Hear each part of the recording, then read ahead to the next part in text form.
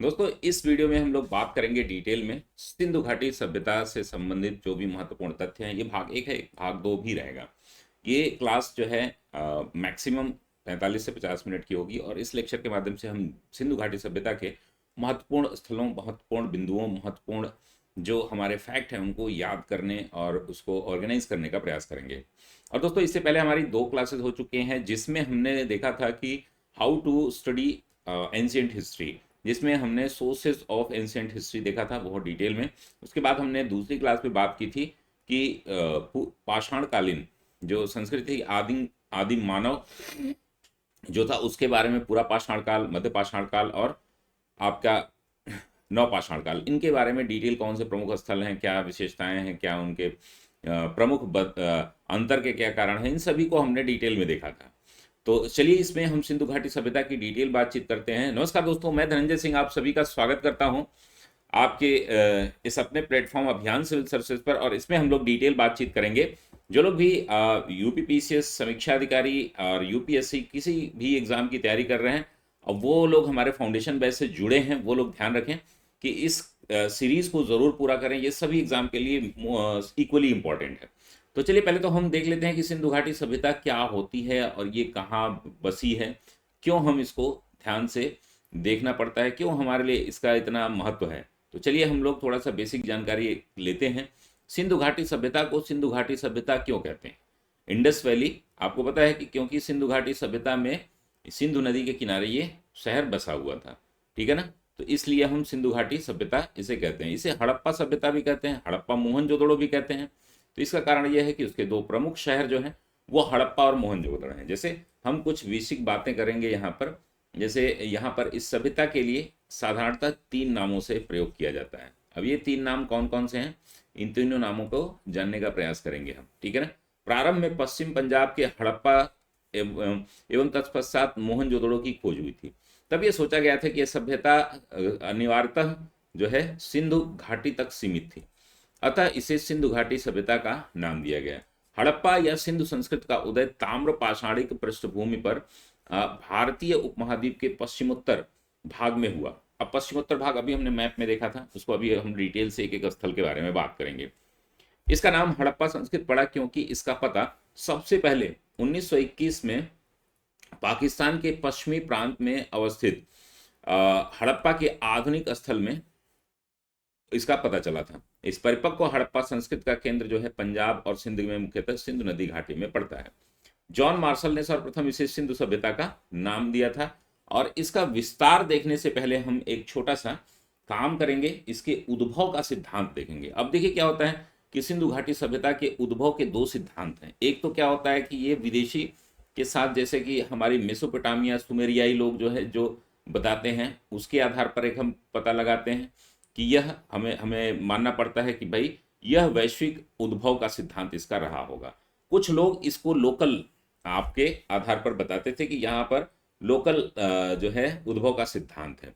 ये हम देखते हैं, ये भारत है हमारा। अगर इसको पूरे मैप में देखने की कोशिश करें तो ये है हमारा प्यारा भारत, जो कि पूरा ये पाकिस्तान भी हुआ करता था।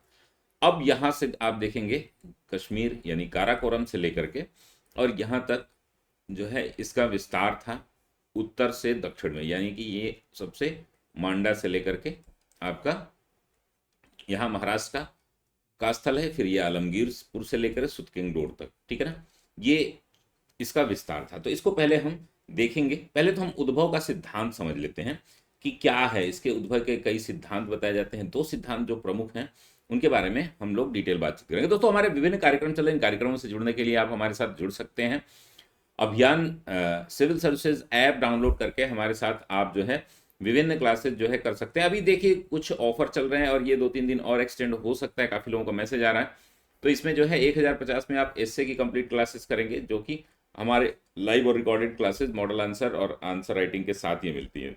दूसरा ये है दोस्तों, हमारी एक सार्थक टेस्ट सीरीज चल रही है जो कि 7500 की है मात्र, लेकिन 2514 में आपको जो लोग भी मुख्य परीक्षा इस बार लिख रहे हैं, 28 फुल लेंथ टेस्ट सीरीज है। इसका मॉडल आंसर और कॉपी चेक सारी होती है। जैसे कि 28 टेस्ट में 18 टेस्ट जीएस के हैं, 5 हिंदी के हैं, 5 एसए के हैं। वीकली कॉपी एवेल्यूएशन होता है, आपका personal mentorship, updated matter before mains आपको मिल जाता है। साथ में दोस्तों हमारा और एक प्रोग्राम है जो है फाउंडेशन बैच का, जो कि 5130 में आपको RO PCS सभी प्रारंभिक परीक्षा, मुख्य परीक्षा सभी के नोट्स, क्लासेस, टेस्ट सीरीज सब कुछ आपको GS 1 2 3 4 5 6 के daily current affairs, PDF notes, live classes, ऐसे राइटिंग, हिंदी रिटेन, 20+ आप कॉपी इवेल्युएशन भी कराया जाता है। ऐसे राइटिंग के साथ हिंदी का भी नोट्स आपको मिलता है। पर्सनल मेंटरशिप और अपडेटेड मैटर भी आपको मिल जाता है। दोस्तों जो लोग भी RO की तैयारी कर रहे हैं वो लोग हमारे साथ जुड़ सकते हैं मात्र 2873 में। चूंकि ये दोस्तों फीस 9500 है और डिस्काउंट के बाद भी आपको 3999 पड़ेगा। अभी आजकल तक जो है कई लोगों के मैसेज आए तो इस वजह से इसको क्या एक्सटेंड करना पड़ा है। आप इसमें जो लोग भी एडमिशन लेना चाह रहे हैं ले सकते हैं। तो ये आपके लिए कंप्लीट जानकारी। एक हमारा 75 डेज का क्रैश कोर्स है। 75 डेज में हम टेस्ट सीरीज अभी करा रहे हैं और इस पे जो है नोट्स हम दे करके लगभग 200 टॉपिक भी कवर कराएंगे आपको। 200 टॉपिक क्या है जिसमें जैसे IR हो गया, इकोनॉमिक हो गया, आपका साइंस टेक हो गया, इससे संबंधित जो महत्वपूर्ण टॉपिक हैं, आर्ट एंड कल्चर हो गया, इसके क्लासेज आपको मिलेंगे। साथ में हमारे कुछ क्लासेज जो हैं जो बेसिक की हैं उसको मिलेंगे। कुछ 400 प्लस प्रश्नों का जो है आपको मॉडल आंसर मिलेगा। उसके माध्यम से आप मुख्य परीक्षा कंप्लीट तैयारी कर सकते हैं। तो ये रही कंप्लीट जानकारी। चलिए हम बात करते हैं तो इसे किन किन नामों से जाना जाता है दोस्तों।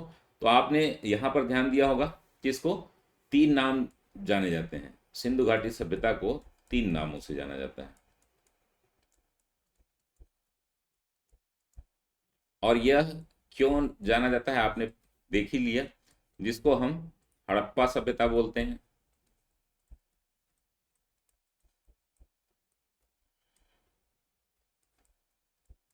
हड़प्पा मोहनजोदड़ो बोलते हैं,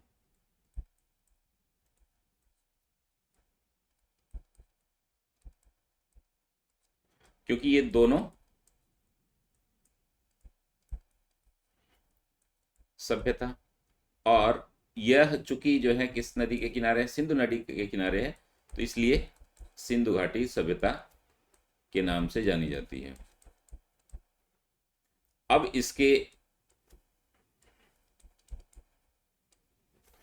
इसके प्रमुख जो है उद्भव का सिद्धांत कुछ लोग बताते हैं। जैसे कि हमने देखा था इससे पहले सिंधु घाटी सभ्यता के उद्भव का सिद्धांत,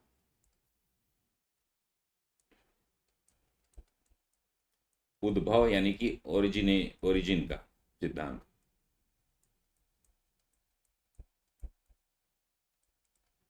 यानी प्रिंसिपल ऑफ ओरिजिन।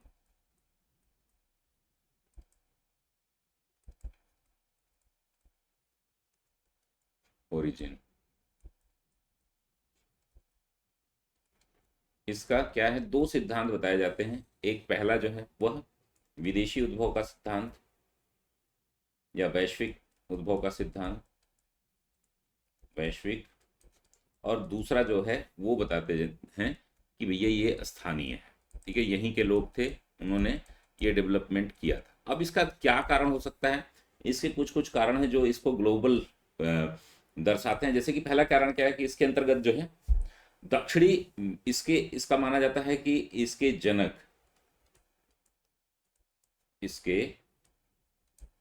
जनक दक्षिणी मेसोपोटामिया अ,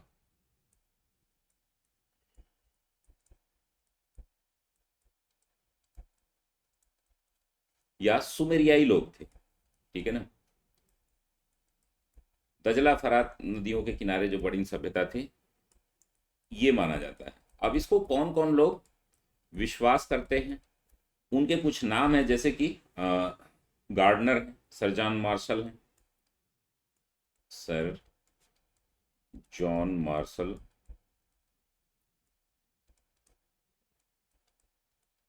गार्डनर, और आपके दयाराम साहनी, राखल दास बनर्जी।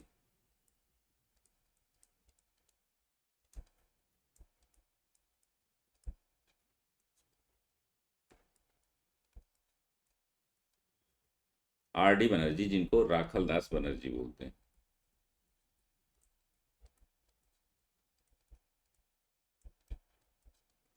वाद ये थे जो मानते थे कि ये विदेशी लोगों द्वारा। अब ये इसका इसका मानने का आधार क्या था? ये कहते थे कि भाई इनका तर्क का आधार ये था कि वो दोनों ही नदियां, सिंधु घाटी सभ्यता जो थी, दोनों सभ्यता क्या थी, दोनों एक तो नदियों किनारे, नदियों किनारे विकसित,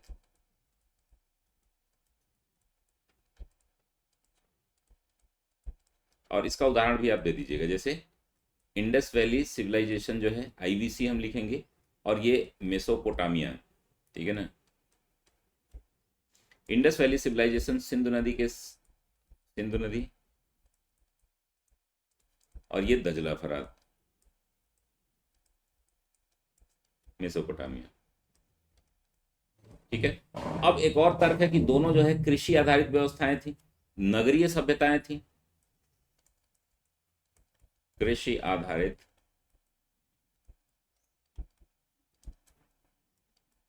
सभ्यता, नगरीय सभ्यता,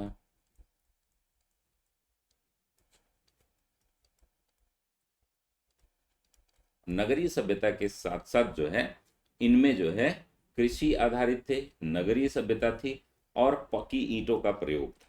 ये सारे जो है इसके तर्क माने जाते हैं, पक्की ईंटों का प्रयोग, ठीक है ना। तो ये नदियों किनारे विकसित थे, तो ये इनके क्या है, लॉजिक है भाई। ये लोग कहते हैं कि इन लॉजिक के आधार पर दोनों सभ्यताएं एक जैसी है, तो इसका उद्भव जो है, ओरिजिन क्या है, ग्लोबल, ठीक है ना। इसका ओरिजिन क्या है, ग्लोबल है। लेकिन कुछ लोग बोलते हैं कि भैया ये लोकल है। अब ये लोकल का कहने का इनका आधार क्या है? तो इनका पहला आधार तो यही है कि यहां पर जो है, जो गेहूं और खेती का, गेहूं की खेती का जो, या धान की खेती का पहली बार प्रयोग केवल यहीं पर हुआ है पूरे विश्व में। अब देखिए, पहले तो मेहरगढ़ माना जाता था 7000 BC, ठीक है ना। इसको नोट करके कहीं लिख लीजिए आप। मैंने एक बार बताया था कि पहले जो है, ये नोट करके लिख लीजिए, पहले सर्वप्रथम कृषि के साक्ष्य, प्रथम कृषि के साक्ष्य, जैसे कि मैंने बताया था आपको, कहां पर, मेहरगढ़, ये जो बलूचिस्तान वाला है। लेकिन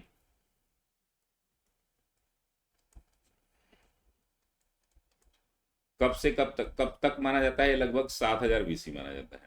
लेकिन अभी जो न्यू रिसर्च आई है वो माना जा रहा है कि ये लहुरा देव है, लहुरा देव अपने उत्तर प्रदेश में।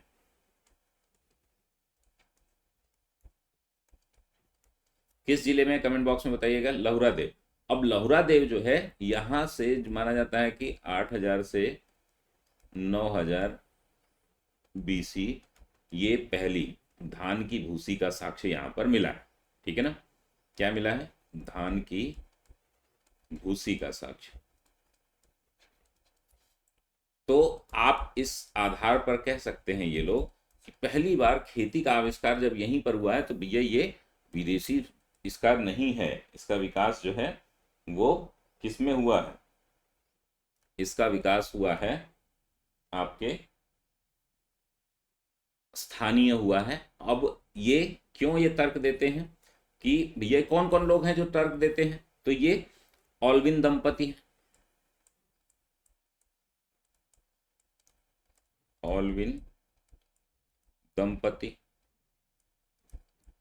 दूसरे अगर बात करें, डीपी अग्रवाल हैं, आपके रफीक मुगल हैं, डीपी अग्रवाल,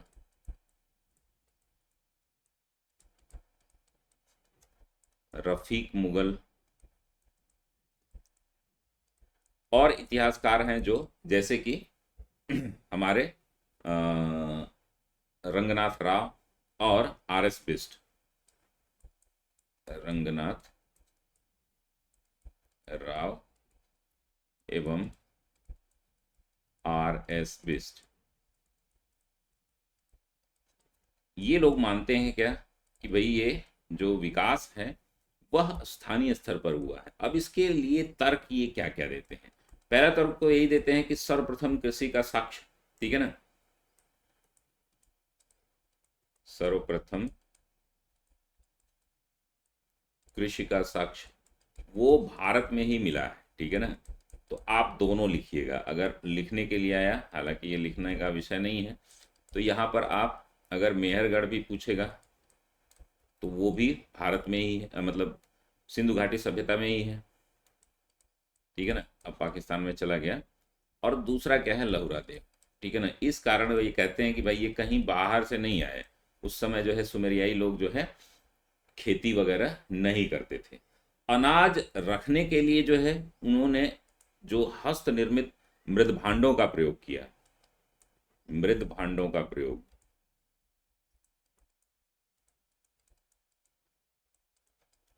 ये जो प्रयोग है ये सर्वप्रथम यहीं पर किया गया है और कहीं भी इसके साक्ष्य नहीं मिलते हैं। और जो चाक का निर्माण इन्होंने किया था 3500 बीसी में, कुम्हार की चाक का निर्माण, पीछे नहीं दिख रहा होगा इसलिए मैं यहां पर लिख लेता हूं, कुम्हार की चाक का आविष्कार हुआ, ठीक है ना। बड़े पैमाने पर कृषि जो बस्तियों का विकास है जो, वो 3000 बीसी में माना जाता है, जो कि यहीं पर है। बड़े पैमाने पर, बड़े पैमाने पर कृषि बस्तियों का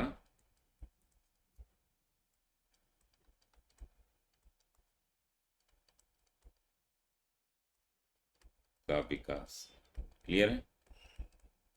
तो ये आप दो उद्भव के कारण इसके मानते हैं। अब इसके बारे में अगर हम जानकारी की बात करें तो आपने देखा कि हमारे जो उत्खनन 1921 में हमने देखा कि पुरातत्व सर्वेक्षण विभाग के सर जॉन मार्शल द्वारा जो है इसके विभाग में, तो अगर हम जानकारी की पृष्ठभूमि की बात करें कि ये कब इसकी जानकारी हुई, जानकारी कैसे मिली, इसकी जानकारी का अगर हम कालक्रम देखना चाहें तो पहला जो है, पहली बार सर्वप्रथम जानकारी जो है किसने, अलेक्जेंडर कनिंघम ने 1826 में चार्ल्स मैसन ने पहली इसकी जानकारी दी थी। कब, 1826 में चार्ल्स मैसन। इसका एक बस एक क्रम लिख लीजिएगा, ठीक है ना, कभी कभी इन लोगों के बारे में आपसे पूछ दिया जाता है। फिर अलेक्जेंडर कनिंघम जो हमारे यहाँ जो पुरातात्विक सर्वेक्षण है उसके पिता माने जाते हैं। 1853 से 1878 के बीच जो है इन्होंने, क्या नाम है इनका, अलेक्जेंडर कनिंघम, अलेक्जेंडर कनिंघम, ठीक है ना। इन्होंने इसका क्या किया था, अध्ययन किया था इस क्षेत्र में। मेन सफलता जो मिली है हमें 1921 में पूर्ण रूप से मिली, जो हमारे जो पुरातत्व विभाग के पहले जो हमारे एचओडी बनाए गए, महानिदेशक बनाए गए, sir John Marshall, sir John Marshall. और ये किसके नेतृत्व में काम चल रहा था, तो इनके नेतृत्व में और कौन था इनके साथ, दयाराम साहनी, राय बहादुर इनका अर्थ था, दयाराम साहनी।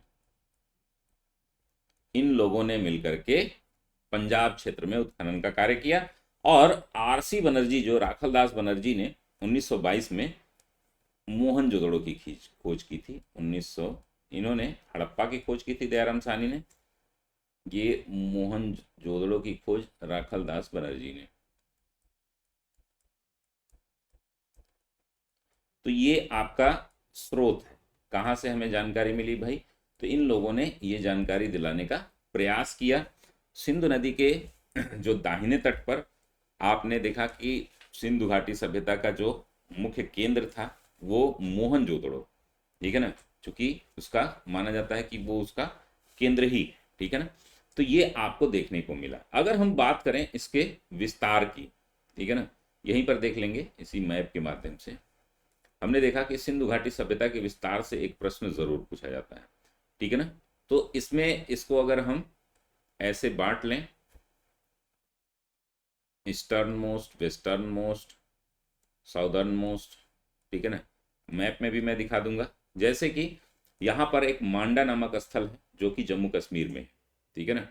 मांडा नामक स्थल है यहाँ पर जम्मू कश्मीर में, जो कि ये सबसे इसका क्या है, ये यहाँ पर है। अगर हम बात करें तो सबसे उत्तरतम मांडा हो गया, ठीक है। सबसे दक्षिणतम अगर बात करें हम तो ये दैमाबाद है। कौन सा है, दैमाबाद, क्लियर है, दैमाबाद। आलमगीरपुर अगर हम सबसे यहाँ की बात करें तो ये क्या है, आलमगीरपुर उत्तर प्रदेश वाला। और यहाँ पर है सुतकेंगडोर, सुतकेंगडोर। अब इनसे प्रश्न कहाँ कहाँ बनते हैं। अब जैसे मांडा पूछ देगा किस राज्य में है, किस नदी के किनारे है, तो ये जम्मू कश्मीर में है, ठीक है ना, जम्मू कश्मीर में है। किस नदी के किनारे है, तो चिनाब नदी जो सिंधु की सहायक है प्रमुख, चिनाब नदी, ठीक है, ये भी आपको याद रखना है। आलमगीरपुर अगर हम बात करें, ये सबसे पूर्व में है, तो यहां पर हम लिख सकते हैं ईस्टर्न मोस्ट,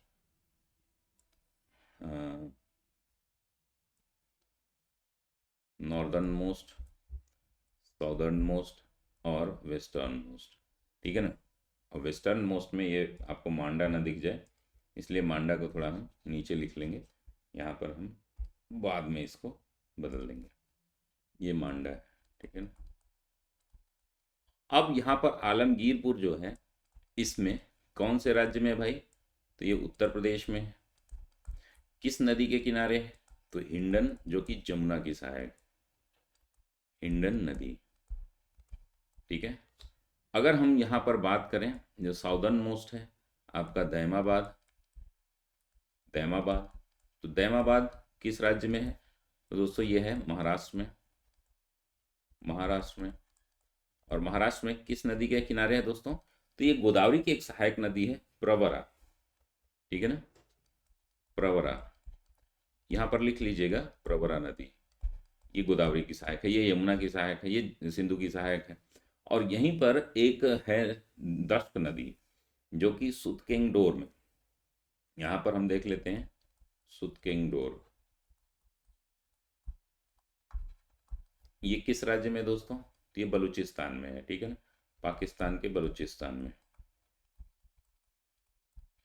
किस नदी के किनारे हैं ये दोस्तों, तो ये है दश्क नदी, दश्क नदी किसकी सहायक है, तो इसको देख लीजिएगा किसकी सहायक है। ये सारी चीज़ें जो है आप, तो ये आपका ईस्ट वेस्ट नॉर्थ साउथ जो है ये आपको कंप्लीट याद रखना चाहिए, यहाँ से प्रश्न आपसे कई बार पूछा जाता है।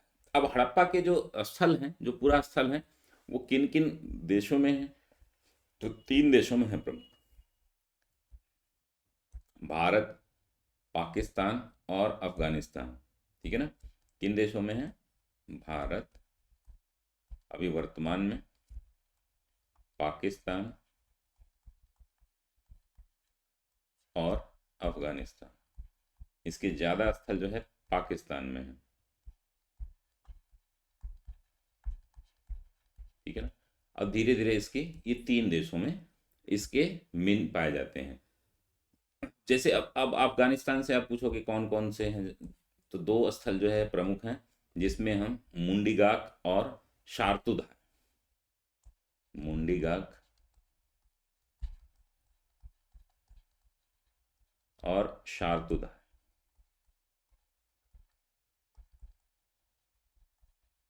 ये आपके, कोई कोई शोरतुधाय भी बोलता है, तो ये आपके प्रमुख स्थल हैं। बाकी भारत पाकिस्तान के स्थलों के ढेर सारे नाम आपको पता होंगे। तो ये आपका डिटेल हो जाएगा, क्लियर है ना।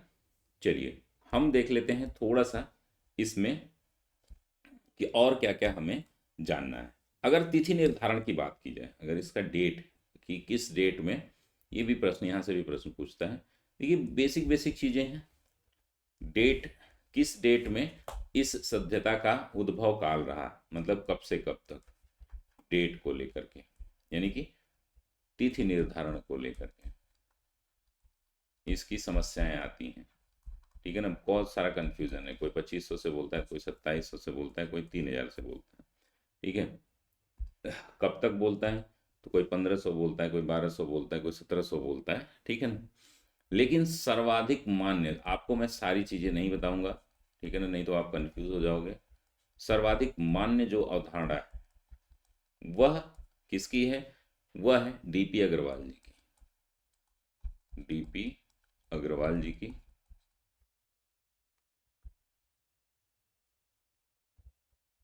अग्रवाल,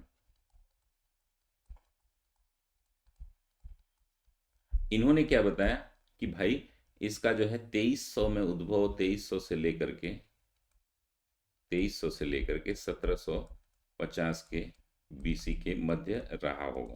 ठीक है ना, अभी देखिए सारा स्पेकुलेशन है, सबसे ज्यादा मान्य यही है। ठीक है ना, वैसे अगर हम जॉन मार्शल की बात करें तो इन्होंने कब बताया, ये भी सब कुछ चीजें आप जो है जॉन मार्शल, इन्होंने, चूंकि ये प्रमुख उत्खनन करता थे 3250 से 2750, जो कि उद्भव तो सही है लेकिन इसका अंत जो है 2750 में नहीं है, क्योंकि आगे तक 1500 के आसपास देखा जाता है। मैके, जॉन मैके हैं, मार्टिन व्हीलर हैं, ये मार्टिन वियर,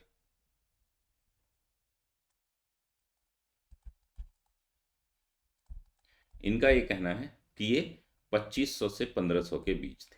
ठीक है ना, लेकिन आपको ध्यान देना चाहिए कि सबसे ज़्यादा मान्य जो है कौन सी अवधारणा है, हमारे डीपी अग्रवाल जी की है। ठीक है, इसके बारे में हमको ये चीज़ें देखनी थी। अब हम कुछ बेसिक देख लेते हैं, फिर उसके बाद हम डिटेल में इसकी इंफॉर्मेशन आपको देंगे अलग से। ठीक है ना, नेक्स्ट की क्लास में पहले हम लोग बात कर लेते हैं कुछ ऐसे मुख्य बिंदुओं की जो हमारे लिए बहुत ज़रूरी है। ठीक है ना, जिसको हमें पढ़ना चाहिए और जानना चाहिए, क्यों सिंधु घाटी सभ्यता हमारे लिए उपयोगी है। तो विस्तार हमने देख लिया, क्लियर है ना। अब फिर से हम कुछ चीज़ें रिपीट भी होंगी, तो उसके लिए आप थोड़ा सा धैर्य रखिएगा कि सारी चीज़ें जो है आपको, तो ये हमारी कि अब तक जो है इस सभ्यता के अवशेष अफगानिस्तान, पाकिस्तान और भारत। अच्छा, कौन से दो स्थल बताए थे हमने जो अफगानिस्तान में है, उनका नाम आप बताइएगा कमेंट बॉक्स में। इस सभ्यता का फैलाव जो है उत्तर में जम्मू से लेकर के दक्षिण में नर्मदा के मुहाने तक, और पश्चिम में मकरान समुद्र तट से लेकर के पूर्व से पश्चिम उत्तर प्रदेश के मेरठ तक है। ठीक है ना, हमने बता दिया कि भैया जम्मू कश्मीर में चिनाब, इसका हमने बताया था ना, मांडा बताया था। ठीक है, इसको याद कर लीजिएगा, मांडा जो कि किस नदी किनारे था, चिनाब नदी, जम्मू कश्मीर में। ये आलमगीरपुर, ठीक है ना, आलमगीरपुर मेरठ में, आपके उत्तर प्रदेश में। कहाँ पर, किस नदी के किनारे, तो हिंडन नदी के किनारे। दैमाबाद, दैमाबाद किस नदी के किनारे था दोस्तों, दैमाबाद जो है प्रवरा नदी, किसकी सहायक थी, गोदावरी की। दश्क नदी है यहाँ पर, ये सुदकेंगडोर। ठीक है ना, अब ये आपको याद रखना है परमानेंट। अब ये कहाँ पर पड़ता है, अफगानिस्तान में पड़ता है, ये उत्तर प्रदेश में पड़ता है। ठीक है ना, और ये मकरान समुद्र तट से लेकर के पश्चिम, पूर्व से पूर्व में पश्चिम उत्तर प्रदेश तक, पूर्व में पश्चिम उत्तर प्रदेश, और ये मकरान तट जो है, ये कौन सा है मकरान तट, सुटगेंगडोर। ठीक है ना, उत्तर में जम्मू कश्मीर से लेकर नर्मदा के मुहाने तक दैमाबाद महाराष्ट्र में। ठीक है ना, ये महाराष्ट्र में है, ये याद रखेंगे आप। इस सभ्यता का सर्वाधिक पश्चिमी पुरास्थल जो है सुदकेंगडोर बलूचिस्तान, पूर्वी पुरास्थल जो है वो आलमगीरपुर, मांडा जम्मू कश्मीर, तथा दक्षिण में दैमाबाद महाराष्ट्र है। ये आपको बिल्कुल डिटेल, मतलब फिंगर टिप पे याद होनी चाहिए। कुछ ऐसी चीजें हैं जो आपको 100% याद होनी चाहिए, नहीं तो आपको समस्याएं होंगी। ठीक है ना, अब इसके निर्माता की अगर हम बात करें, कौन लोग इनके प्रमुख थे, कोई लोग बोलता है बाहर से आते थे, कोई लोग बोलता था अंदर हमारे ही देश के हैं, द्रविड़ हैं, कोई बोलता है भूमध्य सागर से आए हैं। तो चलिए इसको थोड़ा सा हम बात कर लेते हैं। सिंधु घाटी सभ्यता के प्रवर्तकों या मूल संस्थापकों के संबंध में हमारी उपलब्ध जानकारी केवल समकालीन खंडहरों से प्राप्त कंकाल और कपाल खोपड़ियां हैं। प्राप्त साक्ष्यों से पता चलता है कि मोहनजोदड़ो की जनसंख्या एक मिश्रित प्रजाति की थी, जिसमें कम से कम 4 प्रजातियां थी, प्रोटो ऑस्ट्रेलॉयड, भूमध्य सागरीय, अल्पाइन और मंगोलॉयड। आज भी हमारी अगर बात किया जाए तो हम लोग इन्हीं प्रजातियों के भारत में बिखरे हुए लोग देखने को मिलते हैं। ठीक है ना, लेकिन उस समय इन सारी प्रजातियों का वहां पर रहना ये दिखाता है कि ये लोग किस प्रॉपर एक जाति से थे या अलग अलग जाति से। आमतौर पर यह धारणा है कि मोहनजोदड़ो के लोग मुख्यतः भूमध्य सागरीय प्रजाति के थे। सिंधु सभ्यता के प्रवर्तकों को द्रविड़, सुमेरिन, पाणी असुर, वृत्य, दास, नाग, आर्य प्रजातियों से संबंधित बताया जाता है, परंतु अधिकांश विद्वान इस मत से सहमत हैं कि द्रविड़ ही सैंधव सभ्यता के यानी कि सिंधु सभ्यता के निर्माता थे। तो यहाँ पर आप अपने देखिए ये सारे स्पेकुलेशन हैं, आप ये तर्क देंगे। अधिकांश लोग ये मानते हैं कि ये लोग द्रविड़ थे। अब देखिए इस मैप में बहुत डिटेल में ये आपको पीडीएफ भी शेयर कर दिया जाएगा ऐप में। अच्छा, मैं ऐप में बहुत सारे लोग कुछ लोग एक्सेस नहीं कर पा रहे हैं, तो मैं टेलीग्राम ग्रुप एक बना दे रहा हूँ फाउंडेशन बैच का, जिसमें समीक्षा अधिकारी, यूपी पीसीएस, यूपीएससी सभी के स्टूडेंट रहेंगे और जिसमें प्री की क्लासेस चलेंगी। जो लोग समीक्षा अधिकारी मेंस की क्लासेस हैं उन लोगों के लिए फाउंडेशन बैच में वही चलती हैं सारी, सिर्फ आप लोगों को मेंस की क्लास नहीं मिलेगी यूपी पीसीएस की, ठीक है ना। तो एक बैच अभी आज बन जाएगा जिससे कि आप ऐप पर भी थोड़ा बहुत डिले हो, पीडीएफ ना भी हो तो भी आप वहां से काम चला सके। चलिए हड़प्पा के बारे में हम बात कर लेते हैं कुछ, और इसके हम क्रम के बारे में बात करेंगे। पाकिस्तान के पंजाब प्रांत में स्थित मोंटेगोमरी जिले में रावी नदी के बाएं तट पर यह पूरा स्थल स्थित है। हड़प्पा के टीले या अवशेषों के विषय में सर्वप्रथम जानकारी 1826 में चार्ल्स मैसन, ठीक है ना, चार्ल्स मैसन ने दी थी। 1921 में दयाराम साहनी ने इसका सर्वेक्षण किया और 1923 में इसका नियमित उत्खनन आरंभ हुआ। 1926 में माधव स्वरूप वत्स ने 1946 में मार्टिन मिलर ने व्यापक स्तर पर उत्खनन कराया। अब ये कुछ स्थल हैं, इनके बारे में बार बार पूछता है, ये आपको होमवर्क के रूप में दिया जा रहा है, या आप होमवर्क कर लीजिएगा। कल हम लोग थोड़ी सी लंबी क्लास ले लेंगे तो इस पर जो है आपका पूरा कंप्लीट हो जाएगा, ठीक है ना। होमवर्क में आपको क्या क्या करना है उसको थोड़ा सा देख लीजिए आप लोग, ठीक है ना। 45 से 50 मिनट की ही क्लास होगी, क्योंकि लंबी क्लास जो है आपको भी बोझिल लगती होगी। अब चूंकि देखिए मैं इधर उधर की बातें नहीं करता और आपका समय बिल्कुल भी वेस्ट नहीं होता, तो अगर मेरे साथ रहना है, क्लास करनी है, तो आप बिल्कुल भी नॉमिनल हो करके काम करें। हड़प्पा जो स्थल है वह, उसका उत्खनन वर्ष क्या है, 1921 है। दयाराम साहनी ने इसका किया था। मोंटेगोरी जिला जो है पंजाब पाकिस्तान में स्थित है। दूसरा जो है ये आपका मोहनजोदड़ो है, 1922 में इसका उत्खनन हुआ था। आरडी बनर्जी इसने उत्खनन किया था और ये सिंध के लरकाना जिले में, ठीक है ना। सुतकेंगडोर जो है 1927 में इसका हुआ था, आरएल स्टाइन ने किया था, बलूचिस्तान पाकिस्तान में। चनहुदड़ो 1931 में एमजी मजुमदार ने, सिंध पाकिस्तान में। रोपड़ 1953 में किसने किया था दोस्तों इसका, वाईडी शर्मा ने, पंजाब भारत में है, ये भारत वाले पंजाब में है। और वैसे ही हमने कालीबंगा, लोथल, आलमगीरपुर, सुरकोतदा, बनवाली, धौलावीरा। तो रोपड़ के बाद जो है, रोपड़ कहाँ है, पंजाब में। देखिए कई बार पूछा गया है प्रश्न, ठीक है ना, ये इंपॉर्टेंट है। रोपड़ को हम लोग समझ लेते हैं कहाँ, इसमें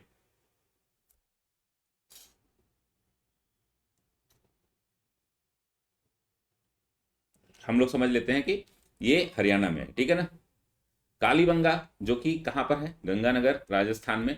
1953 में इसका हुआ था उत्खनन, मतलब खोज हुई थी। लोथल जो है ये आपके गुजरात का है, कठियावाड़ भारत में पड़ता है। 55-63 में SR राव ने की थी। आलमगीरपुर 1958 में यज्ञदत्त वाईडी शर्मा ने की थी, मेरठ उत्तर प्रदेश। और सुरकोतदा 1972 से 75 के बीच जगपति जोशी ने कच्छ गुजरात में की थी। बनावली या बनवाली जो भी है 1973 में RS बिष्ट ने की थी, हरियाणा हिसार में। ये बनवाली जो है हिसार में, ये भी कई बार पूछा गया है। धौलावीरा के भी बारे में पूछा गया है, RS बिष्ट। धौलावीरा कहाँ पर है, कमेंट बॉक्स में बताइएगा।